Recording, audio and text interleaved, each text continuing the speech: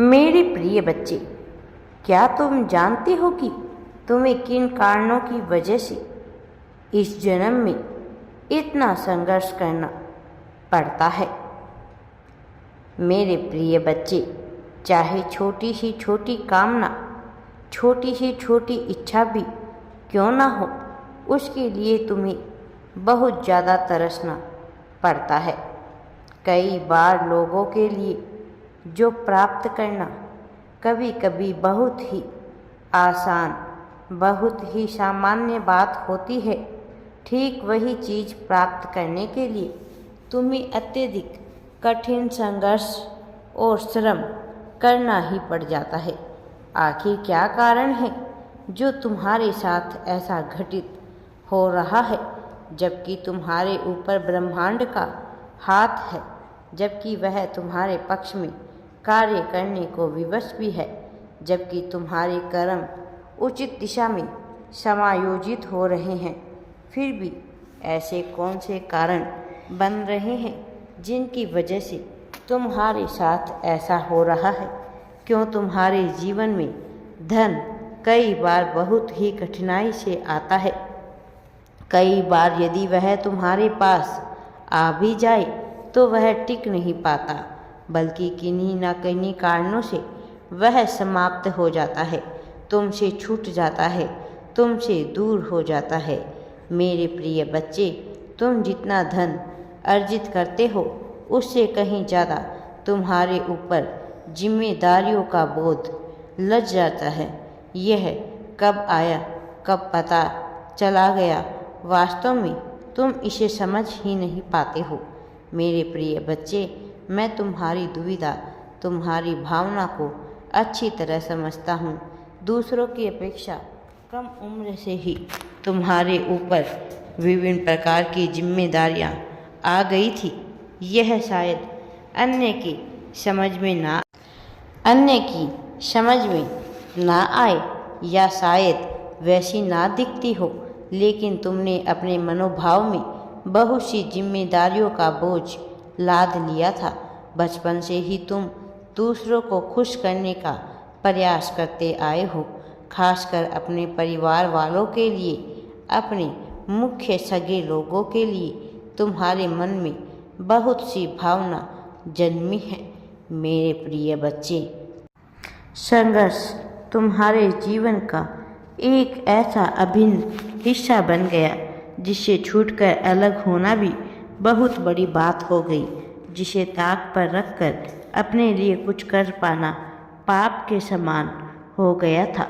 मेरे प्रिय बच्चे, आज यदि किसी भी तरह से, किसी भी वजह से, किसी भी समय में तुम्हें यह संदेश मिला है, तो वास्तव में इसके पीछे बहुत ही खास कारण छुपे हुए हैं, जिसे जानकर तुम हैरान हो जाओगे।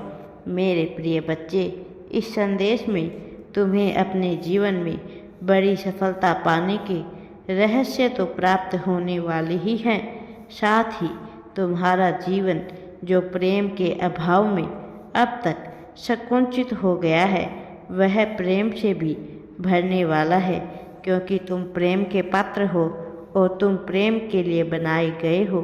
इसलिए प्रेम को तुमसे दूर नहीं किया जा सकता। कोई कितना भी प्रयास क्यों ना कर ले, कितने भी षड्यंत्र क्यों ना रच ले, लेकिन वास्तव में बचपन से ही तुमने सदा ही प्रेम की कामना की है। जब तुम्हें तुम्हारे साथी का ज्ञान भी नहीं था, तब भी तुम्हारे मन में कल्पना ने जन्म ले लिया था। मेरे प्रिय बच्चे, तुम उसके रूप रंग से तो परिचित ना रहे, लेकिन उसके लिए तुम्हारी भावनाओं के माया जाल बुनते चले गए। मेरे प्रिय बच्चे, तुम अपनी आंखें बंद करके उसका विचार करते थे, जिसको तुम वास्तविकता में जानते भी नहीं थे।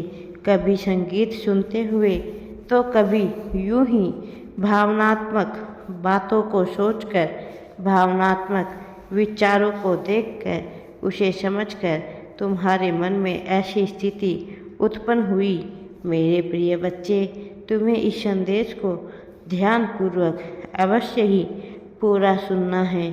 मेरे प्रिय बच्चे, जिस तरह से व्यक्ति प्रतिदिन पुराने वस्त्रों को त्याग करके नवीन, साफ, सुंदर वस्त्र धारण करता है, ठीक उसी प्रकार से आत्मा भी पुराने और वृद्ध शरीर को त्याग कर ऐसा शरीर जो जर्जर हो चुका है उसे त्याग कर नवीन शरीर धारण करती है। कोई मनुष्य, चाहे वह स्त्री हो या पुरुष, इस बात से कोई फर्क नहीं पड़ता। जीवात्मा सदैव अलग अलग रूपों को धारण करती है। कभी वह स्त्री भी हो सकती है, कभी पुरुष भी। कभी जन्म में यदि उसने स्त्री का रूप लिया तो किसी जन्म में वह पुरुष के रूप में भी अवतरित उत्पन्न हो सकती है। मेरे प्रिय बच्चे, जीवात्मा का खेल बड़ा ही रोचक होता है।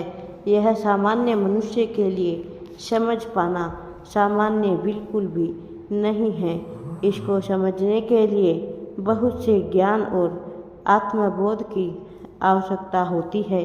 तुम जो सदा से ही अपने जीवन का लक्ष्य जानने की आकांक्षा व्यक्त करते आए हो, तुम्हें यह अवश्य ही पता चलना चाहिए कि तुम्हारे जीवन में किन उद्देश्य की पूर्ति करना विशेष है।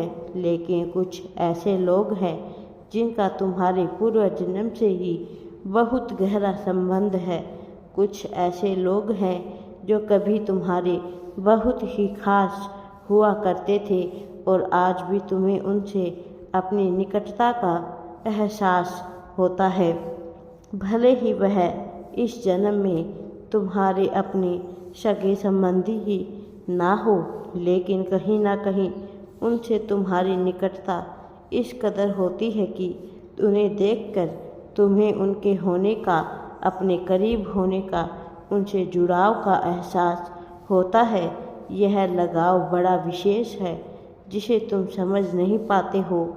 ऐसा ही तुम्हारे विपरीत लिंगी के प्रति भी तुम्हें एहसास होता है, जबकि वास्तविकता में तुम ही अलग अलग नर नारी के रूप में जन्म लिए हो।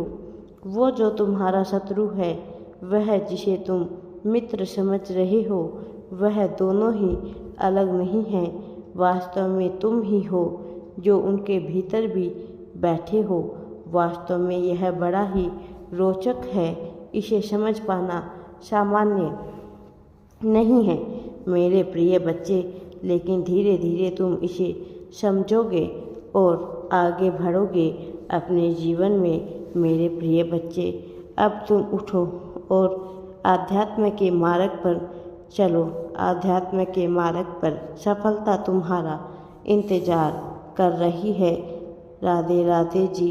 वीडियो पसंद आए तो लाइक, शेयर एंड चैनल को सब्सक्राइब ज़रूर करें।